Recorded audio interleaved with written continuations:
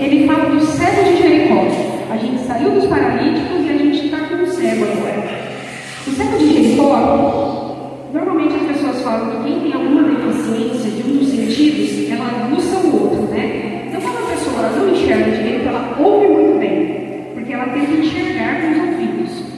E ele estava ali, sentado. Ele era um inválido. Uma pessoa cega, ela não tem como trabalhar. Naquela época não tinha. Hoje a gente tem mais recursos, hoje a gente tem mais vagas que dá para colocar as pessoas deficientes. Mas naquela época, irmãos, ela simplesmente sentava e pedia esmola. E ele começou a ouvir um burburinho. E ele falava assim: o que está acontecendo? O que está aí? E aí as pessoas estão passando por ele e falam assim: Jesus Nazareno está passando aqui. Depois é hoje. É hoje que eu vou receber. Ele já fala: Jesus, filho de Davi, tem misericórdia de mim. Ele não sabe onde Jesus estava. Ele não sabia se Jesus estava lá na frente, no meio, atrás. Mas ele viu que tinha uma multidão e ele ouviu dizer que Jesus estava lá. E o que ele fez? Ele gritou. E é assim que a gente tem que fazer na nossa vida, irmãos. Não é se calar e ficar assim: Jesus, tá, eu vou continuar no meu ritmo. Eu sou cego, eu nasci assim, talvez seja o pecado dos meus pais. Não, ele clamou pela bênção dele. E quando ele clamou pela bênção dele, as pessoas que estavam ali falaram assim: fica quieto.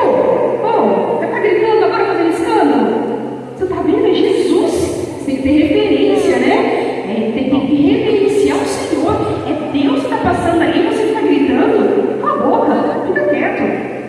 Meu marido, quando a gente começou a namorar, ele ainda não era evangélico, e ele falou assim: por que na igreja o povo grita tanto? Deus não é surdo? E uma coisa que todo mundo tem essa, né? Por que grita? E quando ele começou a frequentar a igreja comigo, e aí de repente já são: glória a Deus, aleluia! Aí ele falou assim: agora eu entendi o porquê. Porque a gente sente a presença de Deus tão forte, irmãos, que a gente tem que extravasar. E a gente extravasa quando? Glorificando o nome do Senhor, porque Ele está presente, Ele fala com a gente. Você sente a presença do Senhor?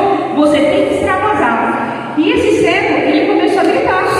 Aí começaram: fica quieto, cala a boca, está atrapalhando. E às vezes as pessoas fazem isso com a gente.